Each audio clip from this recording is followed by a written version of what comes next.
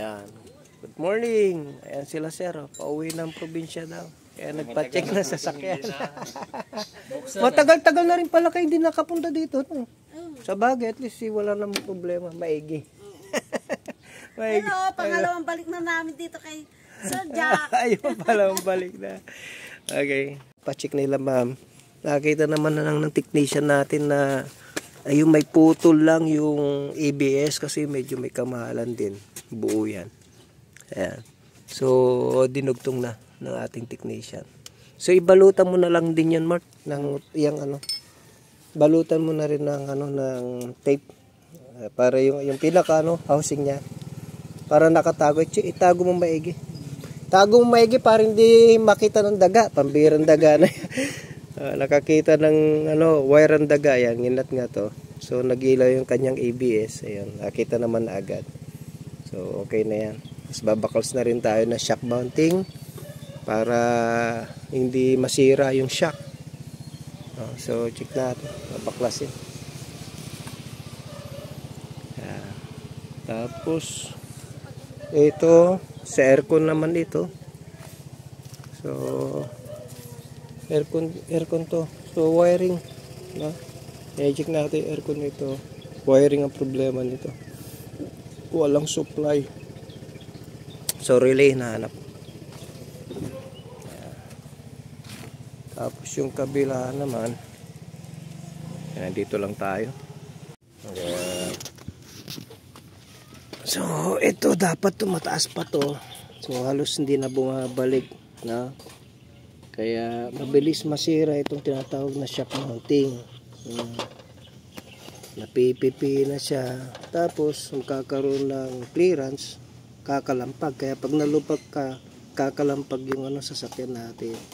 So, ito yung dahilan yan. Itong shock natin, nasira na itong shock natin, kaya sinira niya na yung shock mounting. Yun. Ibig sabihin nun. Kasi ito yung ating coil spring. So, tulong itong coil spring. So, okay ang coil spring, madalas masira itong tinatawag na shock absorber. Kaya, sisirain yung shock mounting. Ang problema, papalitan ng shock mounting, sisirain niya din agad yan. Ito, mataas pa yan. Oh. Hindi na umakyat, tataas ko pa. Yun. Malayo pa yan dapat. Ayan. Ayan dapat kahaba. So, anyway, palitan na lang natin to kasi pagka ano, masyado na malambot to. Yan pagka ano, hindi yan basa-basa madidin eh. Yun, so tunog na. 2015 ba yun? No, 2015, siyempre sa katagalan, wear and tear, mga parts siyempre hindi naman panghabang buhay yan. Ilang taon na rin yun? 7? Tama ba? Siyam na daw. 9 years na rin. Never pa nila napalitan. So 9 years, solid na yun. Okay. Kaya minsan magbabudget lang talaga din tayo para sa pyesa ng sasakyan. Pati yung rubber boot, nasira.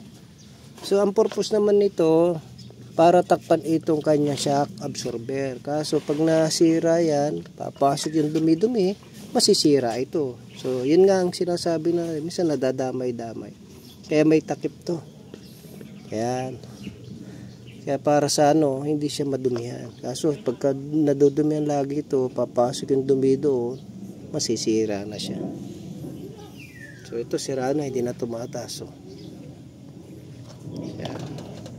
Balitan natin. Compare natin mamaya yung bago. So, ito na yung mga pyesa natin na in-order. Kaya ba? So, tsaka yung kanyang shock mounting. Yan.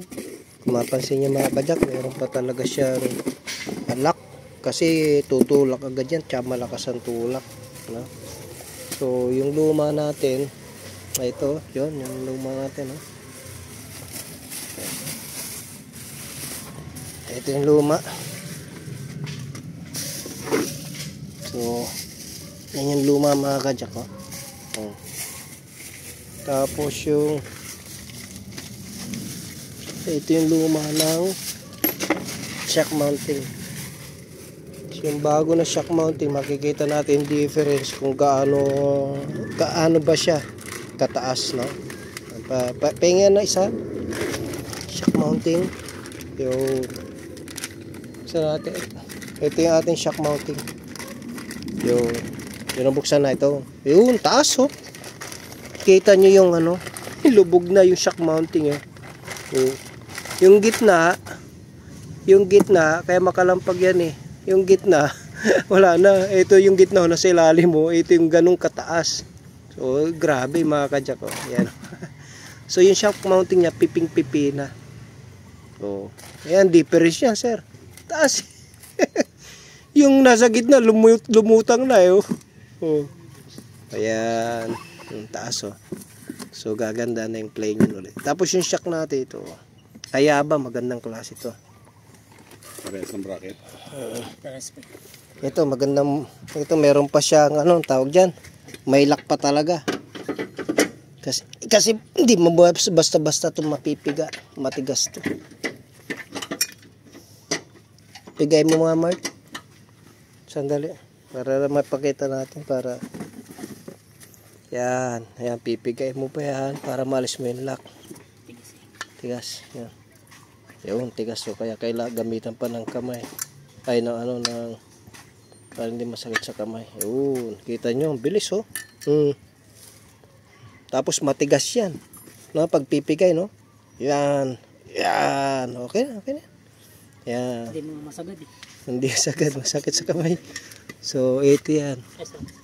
So, yung haba, tignan nyo yung haba nyo. So, tsaka mabilis siya. Mabilis bumalik. Tsaka ito, hindi nyo basta-basta ng isang kamay. Tigas. Sige, balik na natin. Ito, isang kamay lang, lambot to. Wala na. So, yun. At least, papalitan na natin. Tatagal na uli yan. Magandang klase ang kayaba. Ayan. Taas oh. At least maganda na. Tsaka yung shock, boot. Ayan, papalitan na rin natin yung boot para protection sa shock natin. Pagka nag-uulan, hindi masisira.